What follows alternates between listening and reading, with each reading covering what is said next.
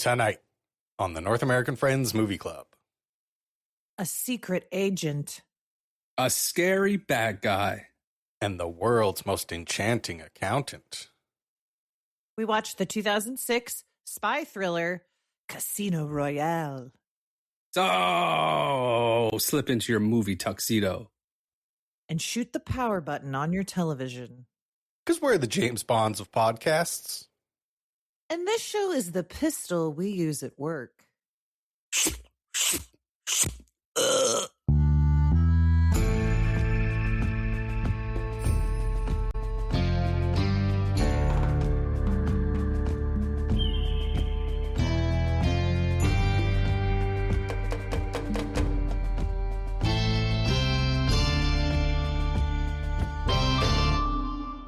This is what it sounds like when we do a podcast. We're currently doing one. This is the North American Friends Movie Club, and you might notice something about the name of our show. And that's Friends comes before Movie Club. Because it's simply more important to the three of us. It's the most important thing. In life. I was going to say in life, but then I thought you both had children, so I didn't want to make that declarative a statement, so I stopped before I said in life. Well, if you want to be a good parent, you need to be a friend to your child. Being a friend is the most important thing in life, is what we're learning about this show. And that means I got to ask my two little spies, my two little secret agents, how we doing? Well, it sounds like we've not been doing well in general. It's just struggles. And we missed last week. It's been a tough run for the North American Friends Movie Club. The friends have been struggling. Last week was not anyone's fault, though. That was, we would argue, Edmonton's fault, the city's fault. Well, you definitely could argue that because there's a big debate going on here about infill construction and the limits to which it's good and bad. I'm a yes in my backyard, of course, so let's build that shit. But the guy was excavating, and at one point during the excavation, he was like packing the land. So he was usually like literally using like a bulldozer to be like, lift the bucket up and slam it on the ground and lift it up. It was like it was the kind of sound that there's no way around it. I can't filter out like boom, boom, boom, boom, boom, I'm very familiar with that move. Why don't you guys ask me what's been happening? What's been happening, Kate? What's happening? I have collected a long series of what's been happening, and it starts off with a challenge to both you and Nate. Okay. You need to stop using Twitter. Okay. You need to stop using Twitter. You using it in general is providing money to Nazis. Like, let's just be clear. Like, if you're using the website X, you are funding fascism, Nazism, everything bad, misinformation. Like, it's just bad. So I just wanted to say that straight out to you guys and to anyone who's listening. We got to stop. Two things about that. I have the Spanish Angels there. And if Blue Sky would come up with a group text Spanish situation, Nazis, we'll move the Spanish Angels over there. And you all on Blue Sky, listen, you guys are your own worst enemy for recruiting. I'm not recruiting the Blue Sky. She's just trying to get us off. I'm just saying, get off at X. I'm just saying the Blue Sky elders, because I want to make the switch permanent, but I can't because people call their timeline the skyline. I don't like that. Okay, so they got it. They have to edit that. So all I'm hearing is reasons why you're supporting Nazis, and you're just making excuses. I'm sorry that you have to make yourself slightly uncomfortable for the benefit of humanity. And I would ask the Spanish Angels, you got to put your money where your mouth is. Show up or throw up. I actually do have another DM-related Blue Sky criticism, which is it will be a much more appealing website if you can start DMing photos. But until that happens, I'm going to stick to Twitter.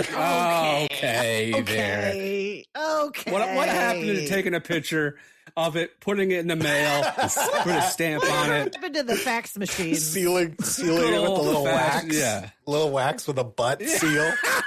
You know, it's original. It's an original portraiture. Yeah.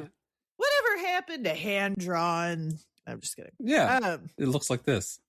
My next thing is I need to stop losing weight or my cute jeans aren't going to fit for spring break. You know what? Good problem to have. Oh, we love it. Lemonade's too sweet, steak's too juicy. But seriously, though, I get it. I can't wear my jeans. My butt and was falling out. Good jeans. Yeah. Yes. I got the opposite problem. I have to lose weight to get back into the good jeans. Listen, maybe you guys got to do a gene swap. What's your secret? How are you losing weight? What's your secret? GLP-1. Yeah, she's injecting GLP-1s into her bloods. Yeah.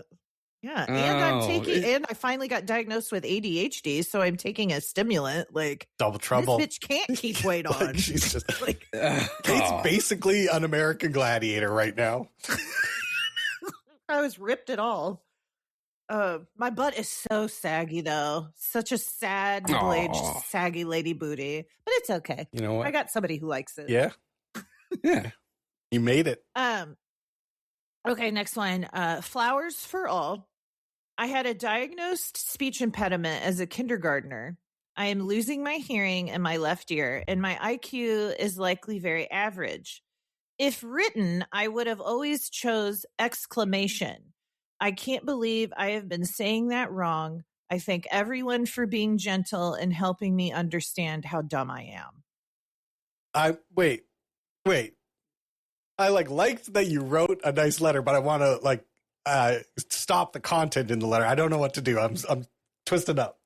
Well, I feel like it was a very gentle way to educate me on how I have been not sounding intelligent.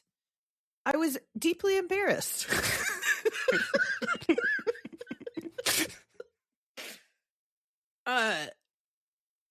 Brent has no comment. Thank you. Listen, I say a lot of fucked up shit, so I can't get in those weeds. Yeah, I say words I get wrong in those all the weeds time. of saying words wrong, then this will be a 3-hour episode. Sometimes when I'm editing the podcast, I'll hear something I say and I'll have to Google to be did I use that word correctly? And sometimes it's the opposite. Sometimes I'm I said perpendicular and what I meant was I don't know. Yeah. Something different. You guys use words that I don't know what it means. And I just go along with the conversation. Perfect. Use the clues. I think everyone's doing that. That's what language is, basically. Yeah. I think as long as, like I said before, as long as the three of us understand each other, we're using language correctly. Now, does the greater audience understand us? I mean, maybe that's why we don't have any sponsors. We don't know. Yeah. Someday. Okay. I want to mention that last episode, Brent really actually'd me a couple times. So I noticed that whenever I was describing a part in the movie that I liked, Brent would say exactly what I said again, just slightly different. And he did it a couple times. And somebody else pointed it out to me too. Can't agree with greatness? And I know it was coming from what you were doing was you agreed with me and you were just trying to you wanted to say it too, which I totally get. From a woman's perspective, that happens a lot to us because men feel like they can explain it better or we didn't do a good enough job. And so that's how it reads sometimes. Okay. Like a mansplain situation. Yeah. I didn't even notice it while editing, but you noticed it and someone else did. That's because it's man brain. I'm yep, that's what you do. A woman says something and then you come in over the top. Ba-boom! Double trouble. Exactly. Now, for a little slight pushback on that, let's take that example that Kate just said about how I repeat what she just said, or it's very similar to what she said, and I mansplain it. Now, let's compare that situation to one that happened less than 3 minutes ago where Kate said something. I didn't say anything at all. And Kate's response was, Brent's all quiet there. That is, you can't win. That is a classic. You're fucked if you do. You're fucked if you don't. I disagree. Well, third option. I understand that if you're a sensitive man and your ego can be hurt that maybe you want to project. Yeah. Yeah. I mean, I get that. That doesn't apply in this situation.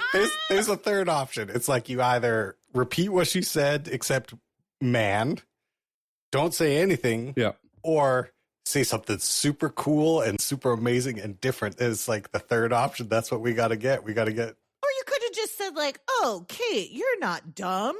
You shouldn't be embarrassed about something that I do all the time." Let's push back on that. I think it was that episode or the episode before that where I responded with, Kate is one of the smartest people I know. And you responded with, oh, Brent. Remember that date? Remember that episode I gave you a bunch of compliments?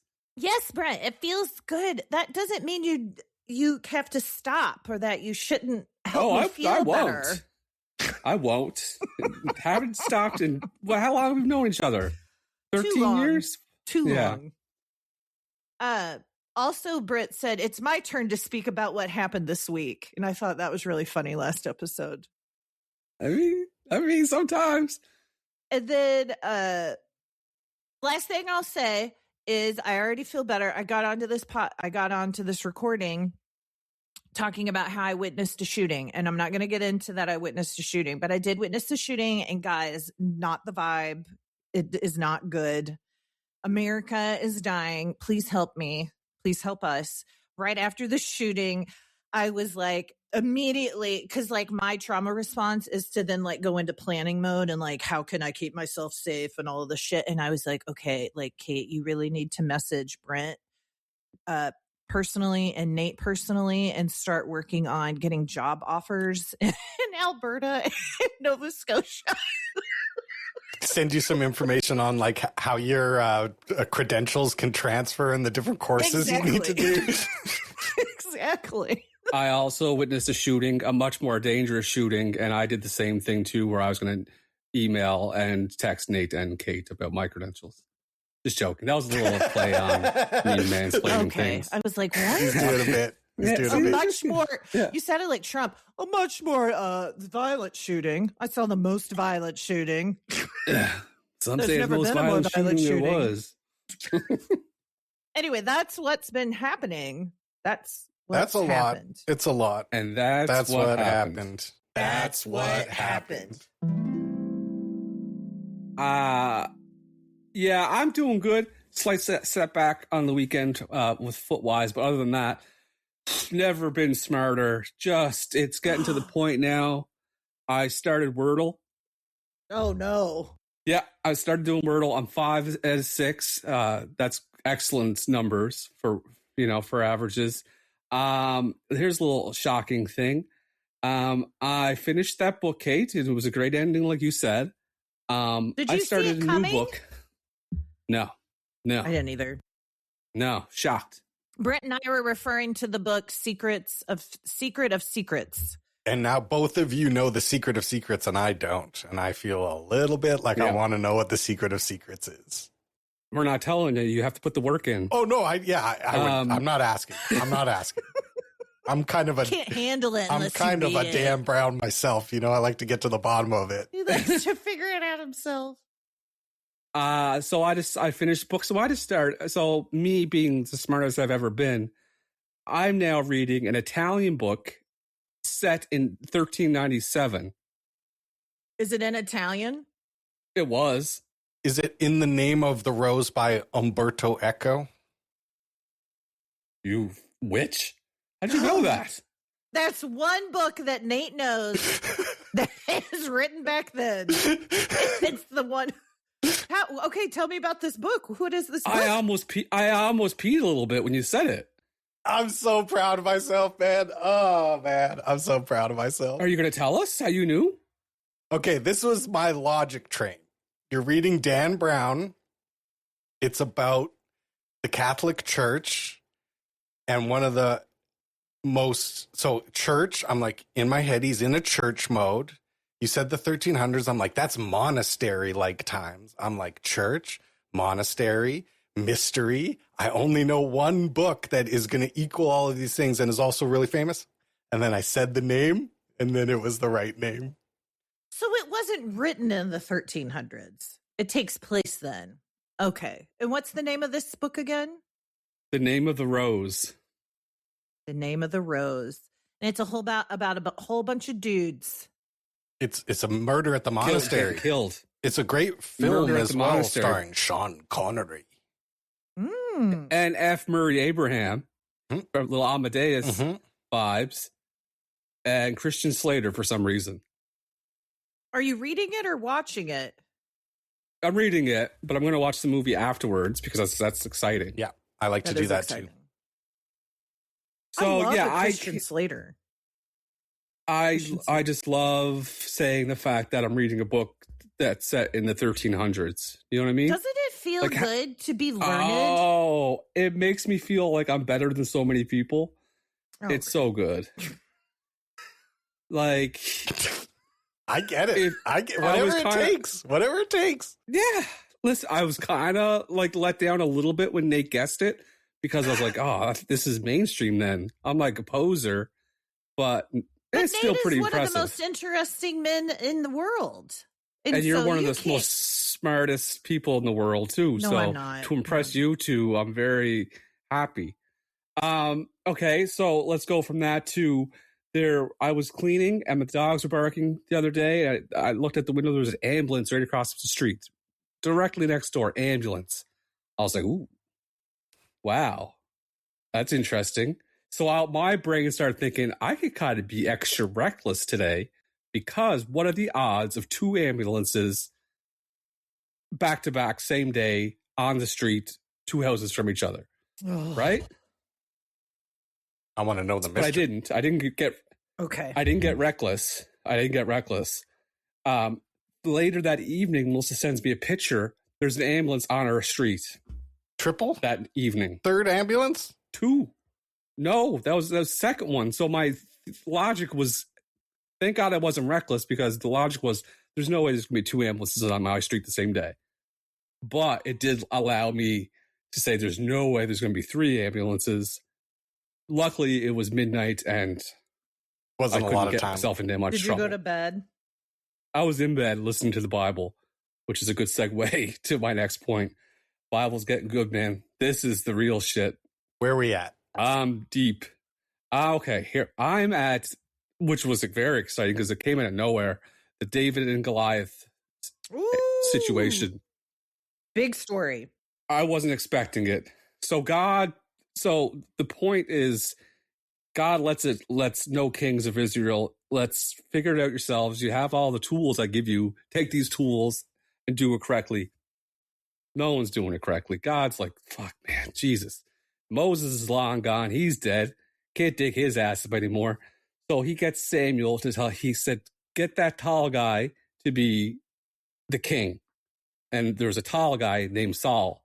So better call Saul. They get him, make him king. He's doing a great job, bang up job. Listen, God's talking to him directly through.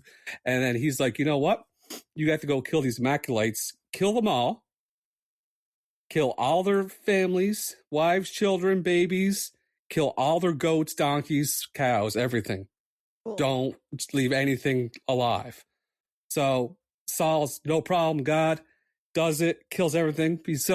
But he says, hey boys, take a little bit of the ox and the cow and let's cook it up.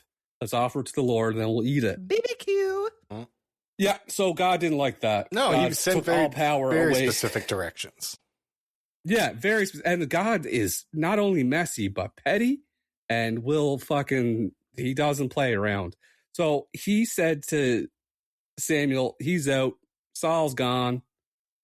I want the short guy that no one likes, David. My power's going through him. So Saul and David and all of them, they go to fight this war against the Philistines. Goliath starts puffing his chest out in the valley. They're on two mountains and there's a valley between them. Goliath is puffing his chest out. So I look up how big he was. He was either 6'9" or 9'9". Pretty big either way. So he's puffing out saying, no one can defeat me. I'm the best. I'm the best fighter. I got all this bronze armor. It weighs a ton. I got a big fucking sword. Send your best fighter. I'll kill him. And then you guys have to join us. And if you guys kill us, we'll join you.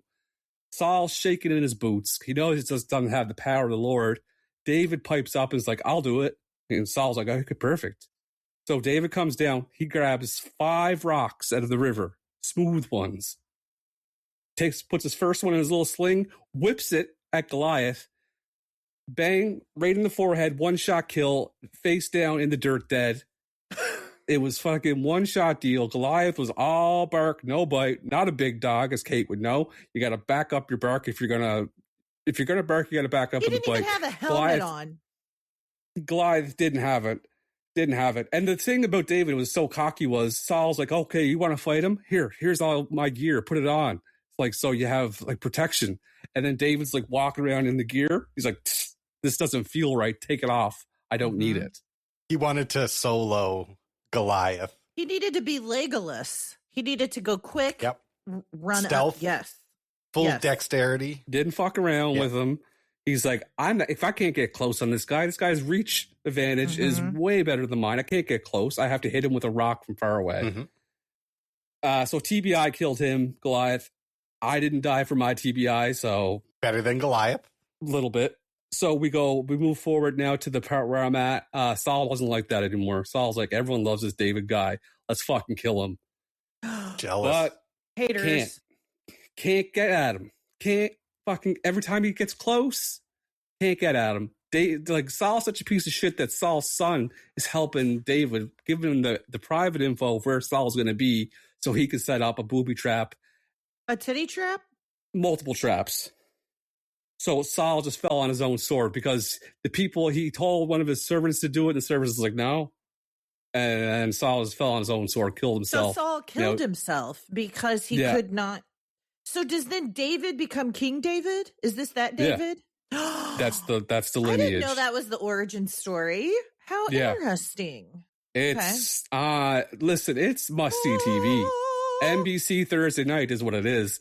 You cannot miss an episode of the Bible every night. It sounds like it's getting more like adult drama. Like we started off, it was sort of like just a straight up fantasy we got spells, we've got sticks turning into snakes, we've got running from the evil Pharaoh. And now it's becoming more of a House of Cards situation where Saul is trying to kill David, and then Succession. It's definitely we're going through a progression here. You have to put up with the bad stuff to get to the good stuff. That's all good things in life come at a cost, and you have to sit there and listen to how many shekels the offering plate's going to weigh, and how to build a tabernacle, and how to build your holy vestments. You have to listen to all that bullshit to get to David picking out rocks to whip at Goliath. It's just so good. I can't wait.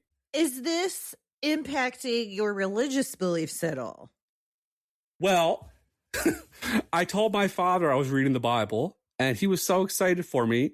He's like, that's fantastic. That's great. And I told Melissa, and Melissa's like, yeah, but you didn't tell him that you're reading it just for as a bit, and you're just into it like a movie. He thinks that you're taking God under your wing and being, I'm like, yeah, well, I'll explain that when time needs to be explained. If you have to, let him specify. Yeah. You're reading it. That's a fact. Now, how the Lord works through the Bible is the Lord's business. We're literally spreading the word of God. We actually literally are atheist podcast. I didn't realize we are taking some offerings. Get that? We need that played out. We need that offering played out. So I decided. So Melissa posed the question. She's like, "So what is the end goal?" And I'm like, "Well, the end goal is to finish the Old Testament. Then I get into the New Testament, which is basically just reality TV at this point. Yeah. So I will get through that, and then." I decided that once I'm through the Old and New Testament, I'm going to go to church. Okay. And I'm going to listen to one service and then leave and see how I feel about it. Great. Can't hurt. I think that's a great experiment. I think I'm going to be unbearable at church. If I listen to the priest is not coming up with facts, straight fucking fire, I'm going to look at it I would have talked about this. From the pews. Looking at other people are you hearing this shit? Yeah, this guy's fucking crazy. So that's my plan, is just to do that. They did reference God or Jesus in the New Testament. He's called the angel of the Lord. And that's where I'm at right now. And that's what happened. Wow. Jeremy, how come you're so dressed up? Where are you going? I just wanted to look handsome today. That's what I'm talking about. That's it. That's the big dog move. Thank That's a you, big dog Jeremy. move. Did you hear what he said? No. What did he say? He just wanted to look handsome today. Hell yeah. Yes. Hell yeah, brother. That Hell is yeah, a big brother. dog move. He's got a dress shirt on, a fancy pair of pants with a belt, hair slicked back, freshly shaven, and he just wants to look handsome. You know today. what? God, We could bless all you, learn son. something from that. Yeah, we could all take a little lesson. Yeah, and he curled his mustache, he said. Whew. I'm into it. Let's do the weekly report. Weekly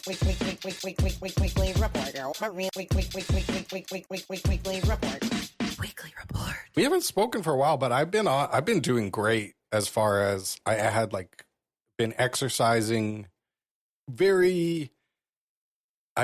effectively. I have a new approach, which is I've just been trying to be consistent and do some exercise every day. And it's been a long time, almost 3 years. But I haven't really tried to be efficient at all. I'm just I'll go and walk, or I'll go and when I'm lifting weights, I'm sometimes I'll do it for an hour and a half. It's not like I'm going crazy for an hour and a half. I'm just slowly lifting weights and taking a break. But lately I've been actually on purpose trying to do exercises that are faster. I don't know how else to put it. You can do 100 squats and it's not as good as 50 split squats. That's basically how I would describe what I'm doing. So You're optimizing your time. I have been trying to I never thought about it like this before, but it makes a lot of sense for what I'm trying to accomplish, to get a workout done in 45 minutes instead of an hour and a half or 2 hours. And it also is just making me a lot stronger. I'm feeling strong as fuck right now. I'm okay, let's go. It's spring. Amazing. Got spring air in the world. It's melting. I stepped on the grass and I went down. You know what I'm saying? In the winter, you step on the grass, you stay exactly where you are. But I kind of went, I went slunk onto the grass a bit. Maybe that's why they're excavating, because you can now. That might be it. And then I've been getting the upstairs of the house ready for Dale to move in at the end of the month. So we're redoing the kitchen floor. We're painting the entire upstairs. Wow. And I painted so much over the weekend that I was having painting dreams. I was in my dream, I was taping stuff and taking doors off of things in order to paint. I'm but I feel so good when I feel weirdly good when I have a project that's overwhelming. There's so much to try to accomplish between now and March 1st that it's so daunting that the only choice is just to keep doing stuff. There's no time to stand there and be I wonder what the most effective way of doing this would be. It's just no, I just gotta paint this room and then move over to the next room and cut the edges on that one and then move over to the next room and take the shit off the wall and patch the holes. And you just I feel great. Yeah. Have you been formally diagnosed with ADHD? No. Okay. But, okay. As I say these things out loud. Do you want to hear? Those of us with ADHD love the pressure, love a huge time project. Mm-hmm. You have an end date where this shit has to be done. Mm-hmm. That's when you're and it's on point. It's so satisfying at each step. The painting in the living room was really hard because the wall is one color and then the roof is the ceiling. The ceiling has a foot of the same color and then it turns into that crackly ceiling. It's someone it must have been very hard. Whoever did it did a great job. But it means if you paint the wall, you cannot get any paint on the ceiling or it'll just absolutely show up. So I'm just on a ladder with a little paintbrush, going this, a line all across the top of the roof to get a perfect line. And then when you finish that, it takes hours. Yeah. But when you look at it, it's wow, look at what I did. Kiss. Look at what I made. It's so satisfying and immediate. I hope Dale appreciates your hard work. Dale came and helped this weekend. Can I say something about that I heard a professional house painter say that made me upset? I'd love to. It was so cocky. It was so cocky. You don't use tape. If you use tape, you're not a professional. Yeah, that's what it was discussion about. And his quote was, "Paint doesn't go anywhere you don't put it." I'm like, okay, Yeah, he's right. Okay, yeah. He's right, and I hate him for it. That's why I'm. Yeah, exactly. Yeah. I was like, I get it, and you're an asshole. Also, we don't have 10,000 hours of painting, Mr. Painter. Yeah. Sorry, Mr. Strokes. And to be honest, when I got up super close to the wall, I noticed, even though this super professional paint job that looks super professional, I saw a couple little spots where it wasn't exactly. Clock some problems. Let's just say I had to fix a few, maybe I'll just say it like this. I had to fix a few spots that guy missed.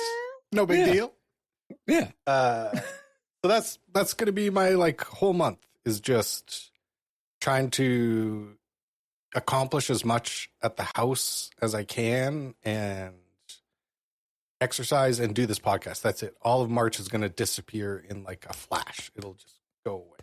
Excellent. No, wait. Speaking of disappearing. No. There's two important things I have to talk about still. Gotcha. The first thing that I need to talk about is an advancement in dance that is a little bit dangerous, but advancement. An advancement. Yeah.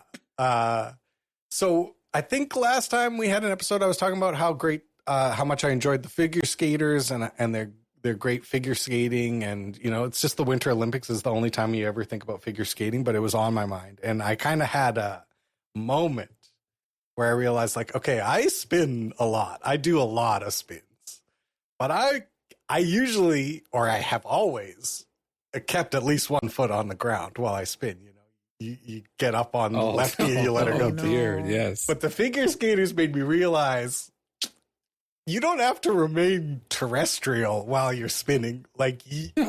You can start incorporating some verticality into those spins. And some axles. I gotta say, I have a very dramatic spin. That's my jumping spins.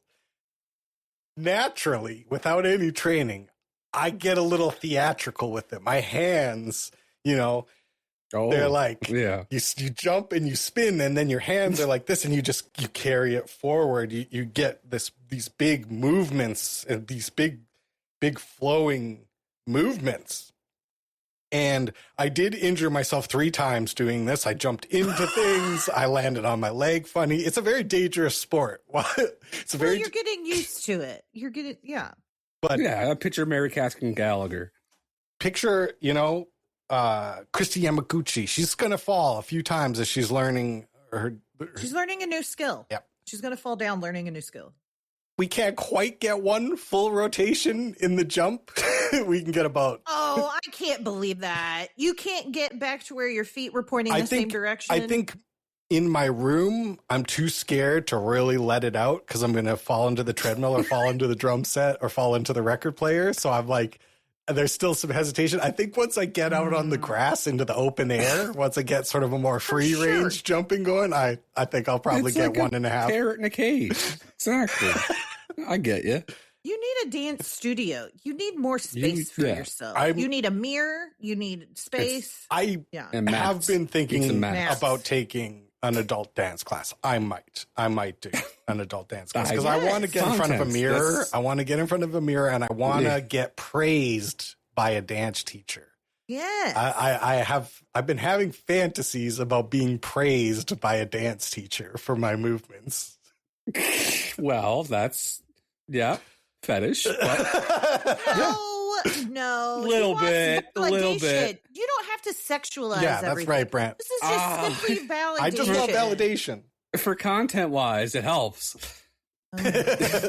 Let's talk more about boobs. Okay. I bet the dance teacher has boobs. See, I was imagining more like a ballet maven. Like she used to be a ballerina. Now she's dressed in all black. She's wearing what are those French hats? A beret. She's very, very skinny. She probably a whole backstory. Yeah, she probably like. What's her age? Oh, what's her age? 7. She could be anywhere from 60 to 80, but it's very hard to tell because of she's well dressed and stuff, and she's hard to impress. If this isn't a teacher who's giving a lot of praise, it's more like she's giving no praise, and then she goes, "Well done," and I go, "That's from her." And that's it. From her. You know what she says also, Nate? She says, "I see that you have a lot of natural talent." Yeah, I want to hear that because I feel like I maybe do. Yes, of course you do. My last weekly report is something that is going to put Kate in a really good mood. Like it's going to change the rest of her day. I believe in my heart. Ooh. I might start crying if that's real. I was watching an interview with Benjamin Affleck, famous actor Benjamin Affleck, that we all know. I think a Missouri guy. Is he a Missouri guy? No, okay. He's Massachusetts. Okay, Oh yeah, you're right. Masshole. You're right. I get to claim Brad Pitt. Gotcha.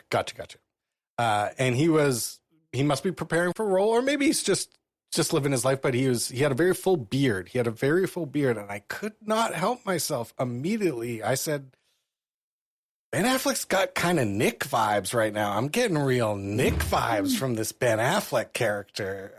Kate's kind of dating Ben Affleck if you think about it. I would rather die than date Ben Affleck, but my beloved just got a full-on boner because you said that. Yeah. So, and I have tried to tell him that before, and he can't receive it because Ben Affleck to him is immediate. Yeah. That will stay with me, and I will wait. I can't tell him this. He has to hear this naturally. Yeah. Yep. Because yeah.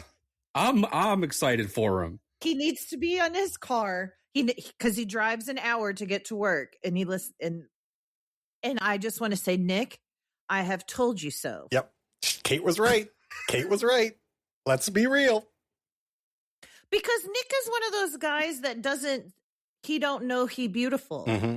It's kind of it's part of what you like about him. He doesn't even realize it. Such a good T-shirt. Yeah. That's such a good T-shirt. You don't know he's beautiful. Yeah. She don't know she beautiful. He don't know he beautiful. You don't know he beautiful. I like what a perfect T-shirt. I would wear that T-shirt like every Thursday and Friday. You don't know he beautiful. T-shirts. I know. We need a T-shirt, people. Is that it, Nate? That's the weekly report. Thank you for that. Well, speaking of just handsome leading men. Yeah. We have another one to talk about because it's my movie for my month. My month is movie villains. You got to pick them. We got to watch them. And I picked James Bond, Casino Royale. Kate, let us have it. I'll do my best. I watched this over a week ago. And so we got James Bond, and he is 007, which means that he's a very special spy for the British people. And something happens, and there's a guy he's a financier for terrorists. And so they're like, we got to get this guy because he's giving all the money to the terrorists. And the only way to control him or something is through a very fancy Casino Royale, a poker game. What the fuck are they playing? Poker. Thank you. Yeah. And so on the way to the poker game, the treasury, like the person from the British Treasury, is a very beautiful woman, and she has the money. And so they go to this poker game, and 007 is almost murdered because he was poisoned, and there's lots of action. And then there's an American, and he is helping the British, but then he turns out to be working for the bad guy. And then James Bond is captured and tortured by getting his penis and balls smacked several times by Mads Mikkelsen, who is the terrorist funder, right? Is he the terrorist funder? Or yeah. I don't know. Yeah. Well, he's the best. Yeah. Well, yeah. He lost all the money. He lost all the money, and then money. he has to. You guys know the ending. 007 lives. It's James and Bond. Got the woman. And then he ends up killing the real bad guy at the end. And Casino Royale. Yeah, the woman. Yeah, the woman's bad. Yeah, the lady tricked him. Well, the woman is bad. I forgot all about that. Yeah, she was a double agent. Fuck her. Bad. Didn't like her from the get-go. Yeah. She drowned. In an elevator. Well, we're talking about all these parts. Let's make it official. Let's talk about all our favorite parts. Let's talk about our favorite parts. I'll start off with the agent at the snake fight. When James Bond is in Africa, going to kill the guy, the bomber, and he's working with that agent that's down on ground level. Yeah, he is the Mr. Bean of agents. Yep. I can't believe he made it that long. If you're touching your ear as an agent, that's day one. Literally day one, they tell you not to do this at spy school. I'm positive that's be told that. They do a drill where they slap your hand away. I was so upset. I'm like, stop touching your ear. James Bond, he deserves all the patience that he has to put up with Mr. Bean.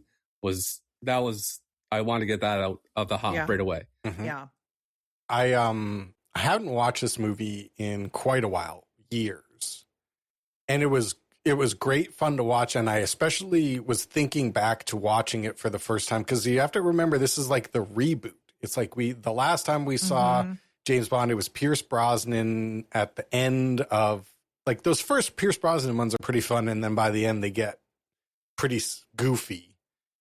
This movie, like, fucking starts. It's like James Bond assassinates a guy in black and white, and you see him like smashing dudes into sinks and like that intense scene. And then right after that, they do that climbing fight, which is what really so cool. It's so cool. Like it's the movies, you know, like this only happens when you have a gigantic ass movie like this, where they'll think of how much time and effort and everybody who's involved in making that crane fight happen is so talented. The stunt guys, the people filming it, like everything about it takes so much effort to do that. And it's like, it made me like love the movies a bit. I'm like, they can make this AI, it would be the most boring ass shit in the world. The fact that they actually did it in real life is so exciting and so cool. And it makes you feel a way that they could never make you feel that way with computer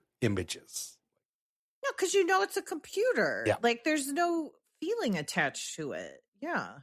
The weight, like when the guy jumps from the crane down onto the other building, it's like you see him jump.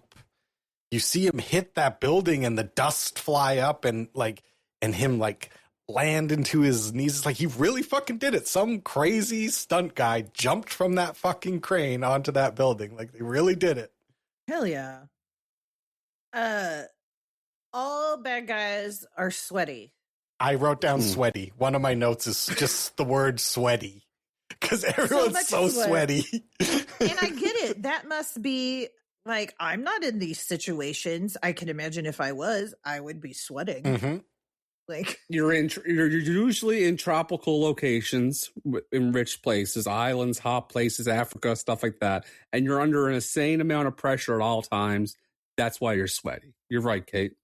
I liked how James Bond explained to his love interest. He ended up falling in love with her, which I thought, whatever. Like, I guess he has to fall in love with her. He's a young agent, right? Kate, he hasn't learned yet. He hasn't learned you never fall in love. Like, why are you falling in love with this person anyway?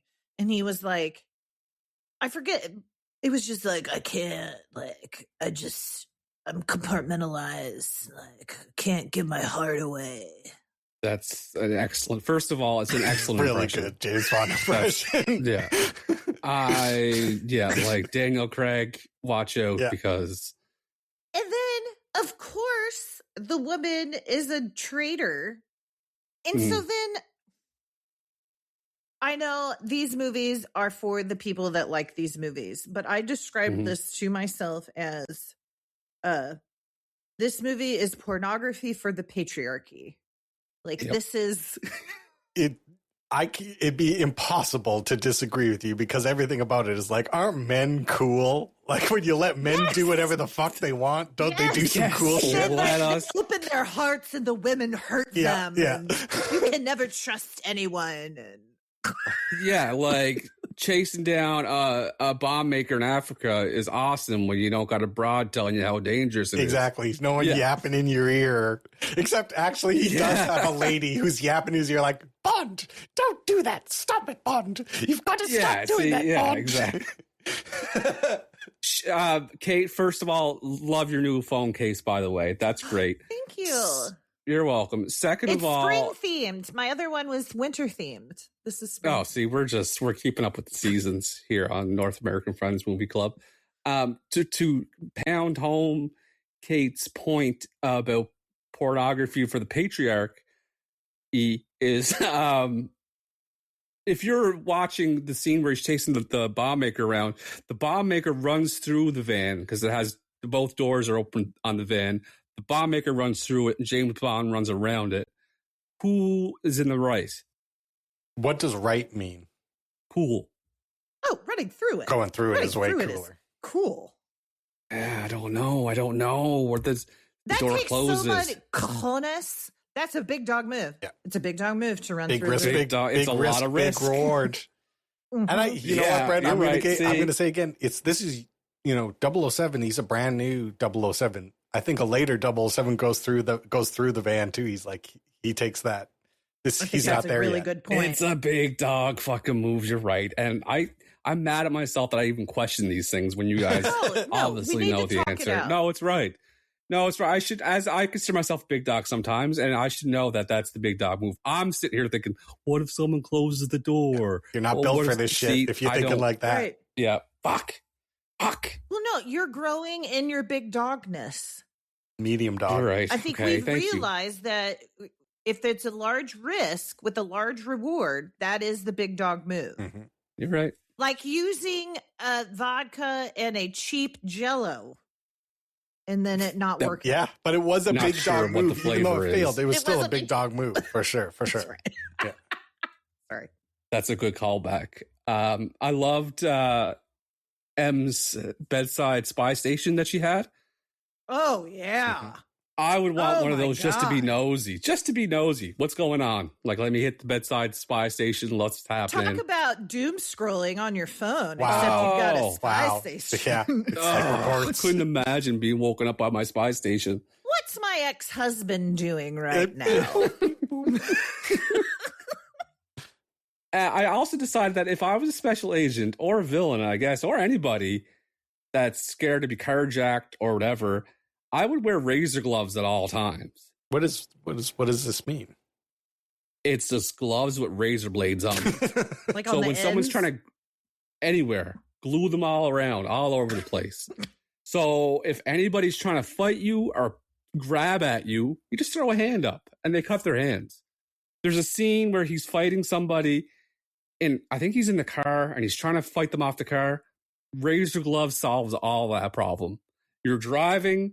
They have no effect on your driving. If something does pop off, you have the razor gloves as your advantage. Here's the thing. If I wore razor gloves, I would be cutting my ass on immediately accident. what I thought. I'm like, scratch my face, scratch my chin. Trust me. Yes. I'm like, I would bleeding. I would look like a fucking porcupine Cut attack. my own jugular by accident. But you get used to that. Yeah, you gotta you train. get used to the razor gloves. Gotta start with one razor on the glove and work your way up. Everything's you have multiple infections. Multiple skin infections. So many of those tiny band-aids all over you.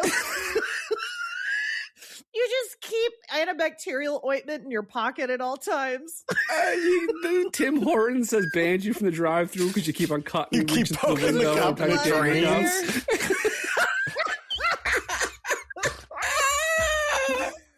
And it's Peaky Blinders. They keep them in their hats, right? Yeah. Well, that's where that's a more appropriate spot. I feel like your hands, like a hat, maybe a in your shoe. Maybe I'd start off with a shoe razor. That was from the movie Roadhouse. Left boot. Got a knife in the boot. Guy had a razor in his left boot. But I think razor gloves sends a message. It certainly does. That Certainly does. That ends up being your nickname, though. Like, you're Razor Gloves. Yeah. That's your nickname. Listen, they called me Molasses in junior high. I would much rather be called Razor Gloves than Molasses. Why do they call you Molasses? Oh, it's a long story. I ended up. Were you very slow inadvertently because of your competing in? Yes, I know. I inadvertently ended up competing in the track and field competition. I went as a scorekeeper, and one school didn't show up, so I had to represent that school. I finished last in every event. Molasses Murray. Fun. No, not when you're a young boy in puberty. That's fair. Yeah. Bad timing. I mean, what else do you want in a movie? There's not a lot to break down, but I mean, the whole poker scene, you have all the cast of characters there. You have the Japanese guy. You have the big guy that's in his pajamas. You have another American FBI agent. All the racial profiles. Exactly. One guy's bleeding out of his eye. We got the lady, one lady. Yeah. Not a single word spoken. No, you have all the cast of characters there. It's perfect. James Bond invents a drink on the spot, and they all want it. And my favorite line is, "That sounds good. Hold the fruit with mine." Yeah, love that. That guy knows what he's talking about. Yeah. I'm just trying to think of any other fucking notes I have. I have some Richard Bronson cameo, and he made them do that for him.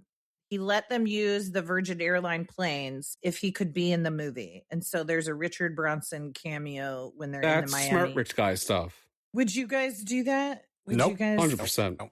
I would 100%. Never. I'd be in so many movies. If I was giving you money, I get to be in your fucking movie. Yeah. Like I would cameo. be in so many movies. Sisterhood of the Traveling Pants. There's Brent in the background. Fucking Dumb and Dumber 3. There's Brent in the background. Fucking Amadeus 2. There's Brent playing the piano. There's a lot of movies I'd be in. Amadeus 2 sounds great. Mozart's Funeral. Little Mozart spread his seed around Vienna. You don't know.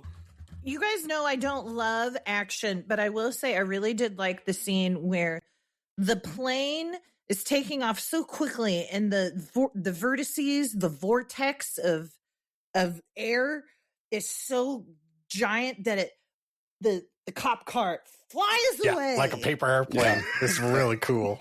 Yeah, Bond knew that was going to happen. I think that's the scene where I thought the razor gloves would come in common. Yeah, During is the scene. Fight because they're fighting inside the truck. If he had razor gloves on, that guy's no fucked. drama. Yeah, no drama at all. It's over. 007 takes the bomb off the truck. It puts it on the guy's waist. Yeah. That was really cool. Like, smart. Come on. It was a really cool move to do. Classic two birds, one stone. That's move. a big dog. Do we think 007 is he a big dog now? Is he always a big dog? Is he growing into big dogness? No. Like, he's always a big dog. He big dogged everybody even at every though he didn't run through the van. Yeah, I think he's close. He's like, this is the movie where he became the big dog. You know what? He died a medium dog, and when he got shocked back to life, he returned as a big dog. That's it. Yeah. That's it. Yeah. He did die. Yeah, we died. didn't talk about and he this. comes back as such a big dog that when Mads Mikkelsen is beating his penis and testicles with a rope, he's joking. He's like, a little to the left. Like, that's some big dog shit. Like, yeah, that is big dog moves to make jokes while your genitals are being mutilated. Yeah. And my last note is I feel bad for Mads Mikkelsen character in this movie, because possibly the worst thing that can happen when you get upset is your eye starts to bleed. That's a big tell. It's like, that is not a big dog move. No, like if I'm against him, I know I'm getting under his skin because his fucking eye is bleeding. I'm like, you didn't like that last joke. It bothered you. And he's like, no, I liked it. I thought it was funny. No, it's your eyes. Blood. Yeah. His eyes dripping blood. Okay. Let's do the Casino Royale 7. Ooh, the 007? Fuck, it was right there and I screwed it up. That was good, Nate.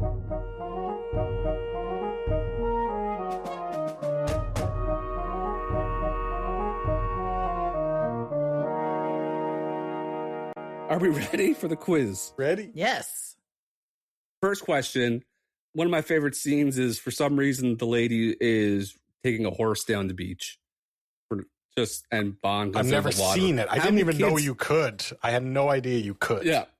Didn't know horses were allowed on a beach. How many kids were chasing the horse? Was it 2, 3, 4, or 5? Who goes first? Nate.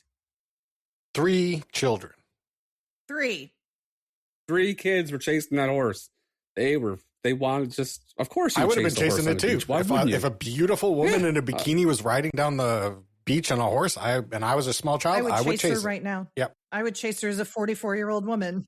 It would be 3 kids and a 43-year-old man with a limp chasing after her.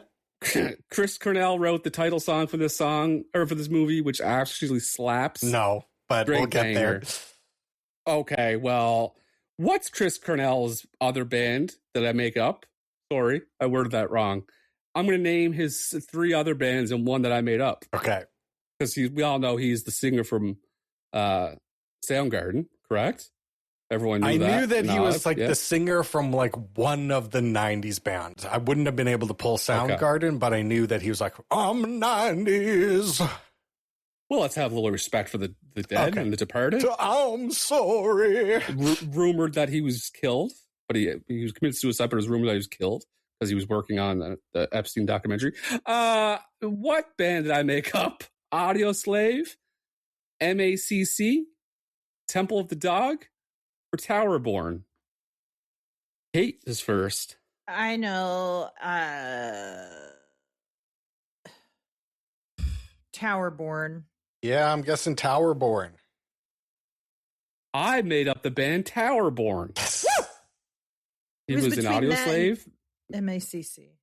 Yeah, I had never heard of MACC, but I heard of the other 2, Audio Slave and Temple of the Dog.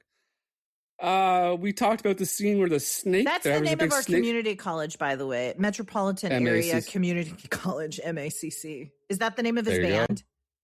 MACC. CC. Yeah, so his band is Metropolitan Area Community College. Well, it stands for their initials of their last names. Everybody that's in the band. Sure. Yeah. Oh, clever. Speaking of secret spies, so there was a snake fight. What animal was the snake fighting? That's a good question. Mm-hmm. Yeah. Was it a honey badger, a mergay, a marmot, or a mongoose? Damn. It's one of 2 things. Okay. I'm going to say mongoose. I want it to be a honey badger. I'm going to say the second one, the margay. Anybody that knows a good fight knows that if you got a snake, you're putting it up against a mongoose. Yes. They're natural enemies. They fucking hate each other. Marmot was a good ad because I'm like, it had a marmot-like vibe. I'm like, it could have been a marmot.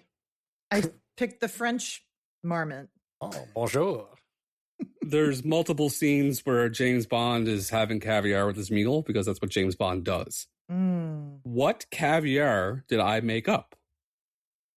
Did I make up Gruder, Kaluga, paddlefish, hackleback? One of those does not produce caviar. Kaluga. Yeah, that's what I'm guessing too. Well, we can tell that you guys don't partake in the treat of caviar very often because Kaluga is very popular. The one I made up was Gruder. I thought it was beluga. Me too. It is, but things are allowed to be similar in life. Wow, there's beluga caviar and Kaluga caviar. And What's Kaluga. next? Deluga caviar, right, guys? Gone forever. Yeah, you just showed that you're a poser. I am. Mama's going to get herself some When it comes to caviar, I am. Mama's getting some hackleback this summer. I'm bringing hackle back. You know those eggs don't know how to hatch. Oh, that's good, Brent. See how talented you are? See, if we just riff off each other, we could have a successful podcast. What a show. What a podcast. What a show. He checks his bag at the airport. The bag guy initially, whose wife he slept with. Remember that guy? Mm-hmm. James Bond slept with some guy's wife. Mm-hmm. Forget his name. And the guy flew to Miami. He checked his bag. What was the bag check number he had? Was it 50, 51, 52, or 53? 51. I was going to say 51 as well. Well, you guys, we're both going to say the wrong answer because it was number 53. That's this bag check number. Gone forever. Woo. Classic we need a bad score guy. update. And how many questions are left? 2. And the score is I have 3 and you guys have 2. And there's 2 questions left. That's correct. Okay, let's go. At the start of the poker game, you are to input a password into a machine so you can get the money wired to you. The keypad, of course, is colored because that's what cool spy movies have. What color was the keypad light? Was it blue, green, red, or yellow? What color did the keypad light up? I want it to be blue. Blue. Very good question, because it could be blue, green, or red. I'm taking yellow right out of the equation. I don't even, that to me is disgusting. Okay. Yep. When I think of 2000s movies and technology, I feel blue. I think that was the big technological upgrade. 90s is green, 2000s is blue. I'm going to say it's blue. It was blue lighting. Well, we have a tie game for the bad guy. You're wrong. It's red. Gone forever. Damn. If you're in a bad man game of poker, You're right. Of course they're going to use red. Because they're bad guys and it's Of course their they're gonna bank use machine. red. Yeah. Blue would be for the good guys. Oh, my goodness. Ooh. All right. So I have to get this correct, and we'll have a 3-way tie. That's correct. That's correct. They are taking, this movie takes place in Prague, Czechoslovakia, where they speak Croatian, I think. What is Croatian for exit? Molim, Havala, Pomak, Izlaz. They're exit signs. What did it light up as? Izlaz. The P one. We have a winner. It's Nate. It was Izlaz. Congratulations. Wow. The man knows his Croatian. Here we go. N A T T E exclamation point. exclamation point. Underline. Nailed it. You nailed it. She still did it. If you guys could see her face when she did it. But she just kept on going. She kept through it. That's a sign of professional. Good job, Kate. It's a big dog move. Oh, okay. So embarrassing. It's like so embarrassing. And I don't want to take this. We're taking away from Nate's win. Nate, Yeah. congratulations. Thank you. You're right. Thank you so much. I give you both gold medals for friendship. Would you guys like to hand out some different medals? I'd like to hand out all the medals, baby. Let's pull an Olympics up in here. Yep. Let's do it. Baby.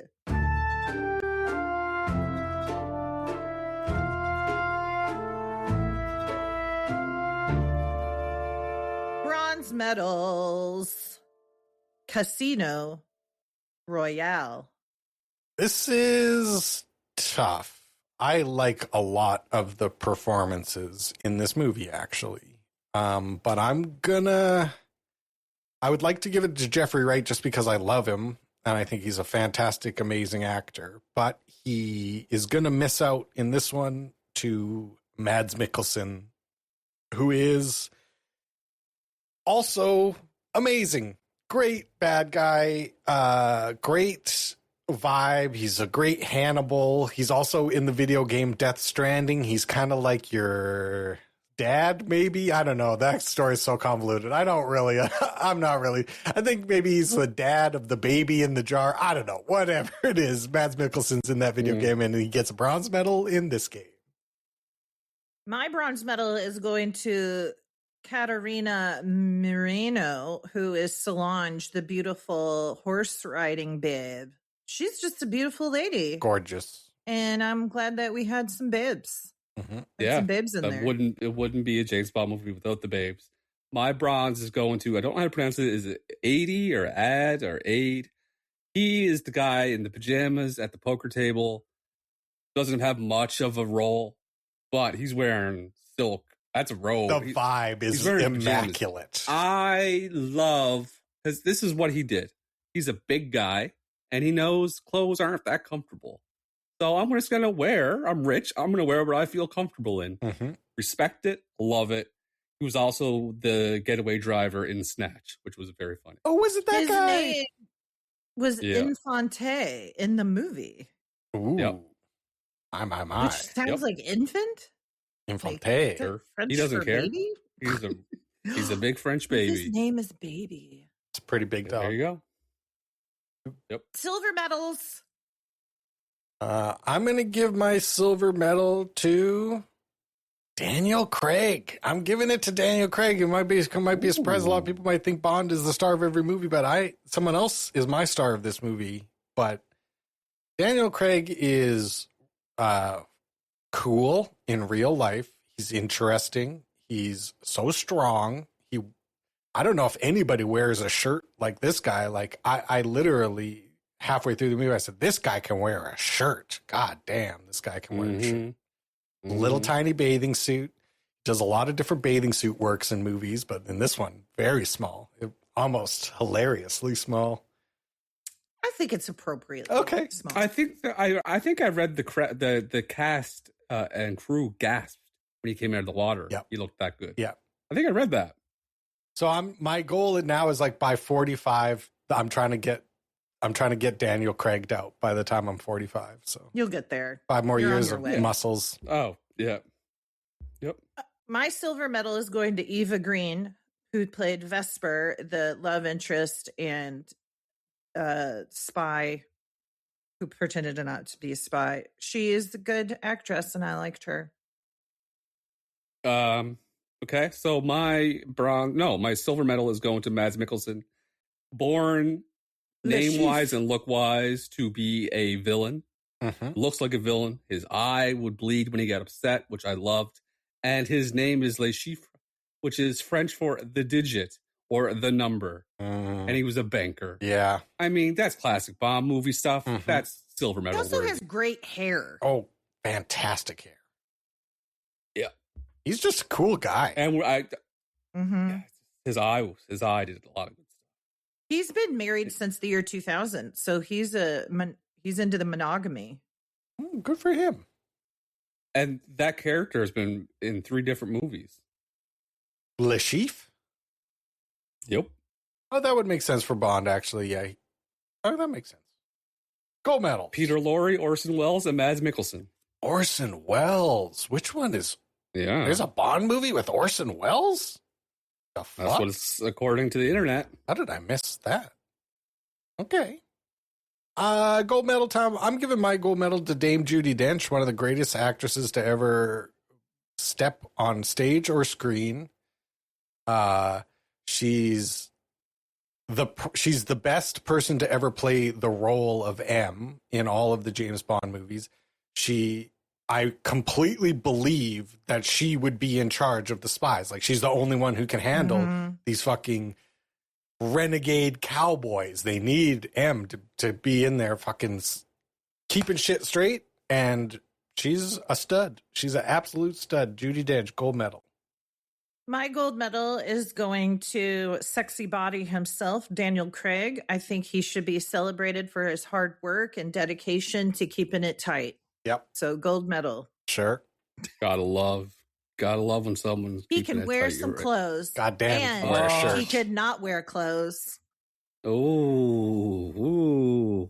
Yeah, he's my gold medal winner. I think he is second best Bond when it comes to the look of Bond, but my favorite Bond when it comes to portrayal of Bond. Just classic. I mean, he dies and revives himself with the help of, he gets a little bit of help, but I mean, still. And he is clever when he's getting whipped with rope. And he invented a drink. Oh, what was the line he used to Ava Green? He wanted to name his new drink a Vespa because once he tastes it, it's all he wants to drink. Pretty good line. Very smooth. I have a question. You said that he's your second best Bond in terms of look of Bond. Who's your number one Bond? PB all day. No, Sean Connery. No. Connery. Who did you say? Old ass. He said Pierce Brosnan. Oh, You know Yeah. what? I have a very special spot in my heart for the Pierce Brosnan Bond. I think people are rude a little bit about Pierce Brosnan Bond because of it's dated. It's a little goofy, but he is a very good Bond. I'd have to think about that. I'd have to think. Roger Moore, Timothy Dalton. More like Roger, less. Yeah, I'll take a little less of that. I want less And of so that. Aaron Taylor Johnson was supposed to take over for Bond, but I don't know if he tell did. Aaron Taylor to save some names for the rest of us because you're not found there, bud. I give that joke a 10 out of 10. Do you guys want to give this Thank movie you. a rating? 100%. Yes, I do. I do want to give a rating.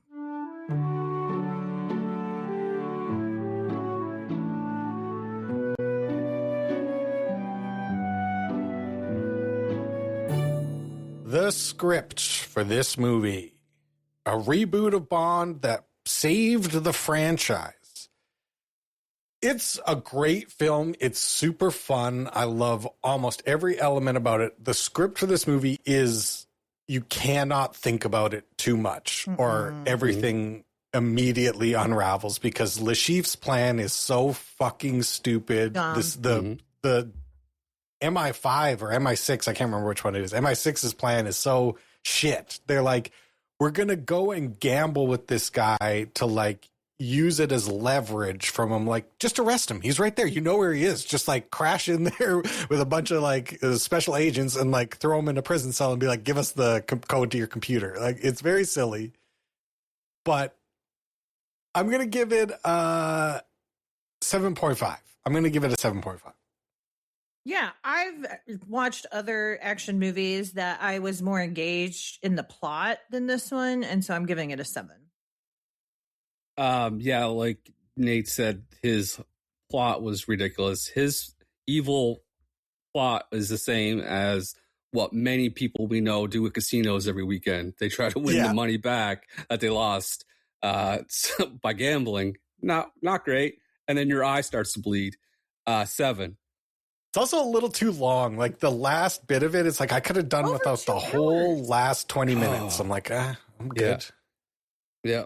But here's where we'll give it a very good score. The art direction for this movie, the sets, the props, the costumes, the way this movie is filmed, it's, to me, a 10 out of 10. I love a helicopter shot of a train passing through a valley and then a man in an incredibly tailored suit stepping out of it with a beautiful woman. Like, yeah, that's a 10. Let's go. I can't give it a 10. I don't know why. I don't like I think it's the female fashion. Early 2000s was not the time for me. So, but it's getting one extra point because of the flying away of the police cars. So it's getting I really like that. I did like that. Was good. It was good as hell. Yeah. It was, yeah. I think Mythbusters tried to see if that, like, they tried to replicate that. For me, it's a 10. Women on horses in the beach, great mongoose work. Big guys, pajamas playing poker. Nice little peel of lemon in the drink. I like that. 10. All it takes to make me happy. The music for this movie, Bond has always had great music, even though they didn't. There is a Bond theme that they play in some Bond movies that I love. It's usually when it's like going to like a tropical location, they play this special little Bond song that they didn't play in this movie, which was a disappointment to me. And I think this is top 3 worst Bond songs at the beginning. I mean, after this we get Skyfall, Adele. Yeah, the beginning Are you song fucking was not kidding good. me? Yeah. Compared to Let the Sky Fall, Let It Crumble. Yeah, it's not doing great. I'm going to give it a 7.5 because I like Bond music, but a couple misses. I didn't like it at all. I'm giving it a 7. Anytime it goes, that's great. The very first song, Chris Cornell absolutely nails exactly what a Bond song should be. RIP to the legend. You nailed this one. 10. This is a spy thriller. It's got to be about spies and it's got to be thrilling. It was pretty thrilling when he almost had a heart attack and he had to like drink salt water and shock his heart back out. Thrilling. Very thrilling. Pretty thrilling when he had to steer the car out of the road to avoid running over his love interest of Eva Green, and he flipped the car over. That was pretty thrilling. And he is a very good spy, even though he's still working out in this one. I will give it a 9.5. I'm giving it a 9. Too much of a good thing. Ice cream is delicious unless you put too much in your bowl. Too much thrilling things to happen in this movie. Could have cut a half hour out. 8. Yeah. Okay. Too long. Yeah. At some point, you just give up. It could have been a tight little baby, and it would have been a better movie. Yeah. You just give up at some points. And then the theme for this month is Brent's theme. It's villainous. It's villains in March. I think Le Chiffre is a great name. I think Bleeding Out of Your Eye is a great bit. I think as far as villainy goes, he is a clown. He could barely be considered a villain. He's almost a henchman. You know, he's so he's a secondary. He's a secondary villain. But Blood Out of the Eye, that helps a lot. I'm giving him a 7.5 as far as villainy goes. He can get a lot more villainous than this guy. I completely agree with Nate. And so I will be giving him the same score as Nate. I thought of he was much worse than what he was when I first saw this movie. Clown show, clown shoes, day one villain stuff. You can't have the blood in the eye thing. You got to fix that right away. Not a great villain. 6. Ooh. Would not be scared to hang out. If someone told me we're going out tonight and we're taking Le Chiffre with us, fine. I'll go. Yeah, we'll be fine. What are we going to go to the casino? Ooh. We all enjoyed this in a decent amount, but it only gets a 40.8. It only gets a 40.8. I think that's the benchmark for Bond movies. Anything more, you're putting a show on. Doing great. Yeah. But you know what? I was glad I watched it. I had a great time watching it, and I probably will start working through the other Daniel Craig Bond movies like during my exercise in the next few weeks, just for fun. Well, you need to have your image of what you want to work towards. Exactly. I gotta like look at him and then look at my arm and look at his arm and look at my arm and look, no, not quite there yet. Well, that helps with manifestation. If you can see what you want to get to and then see yourself moving into that, that's how manifestation works. So I encourage you to do that. You can get there. Isn't it funny how it's okay to do that watching a bunch of Daniel Craig movies, but if you just put a poster of a shirtless Daniel Craig in your house, it's weird?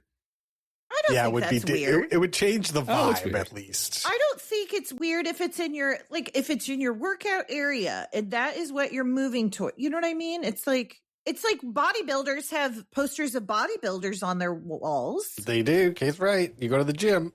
I think it'd be funny if I had like Daniel Craig, but then also like some guys from cartoons, like it's like Goku from Dragon Ball Z and Daniel Craig are like is just fully clothed too. Like you can't even see the muscles. It's him from Knives Out. I just have him from Knives Out. It's just the inspector. It's just detective. Next to a Goku poster. So funny. We got to pick a movie for next week. I have a movie, if you're ready, let's do you first. I think it's time that we finally watch the movie we've talked about watching. And this is the perfect month for it. We're going to watch 7. Oh, good. Never saw it. Oh, never saw it. Oh, goodness gracious. This movie's crazy, dude. 7, starring Brad Pitt's, Morgan Freeman's. Do you want to know when I watched this movie? I've only watched this movie one time. Oh, shit. And it was when I was like 10 years old. I got sent to stay with my grandparents in the summer. And I realized that my grandpa wasn't checking what movies I was renting from the movie store. He was just like, I just picked them out and he just rented them for me.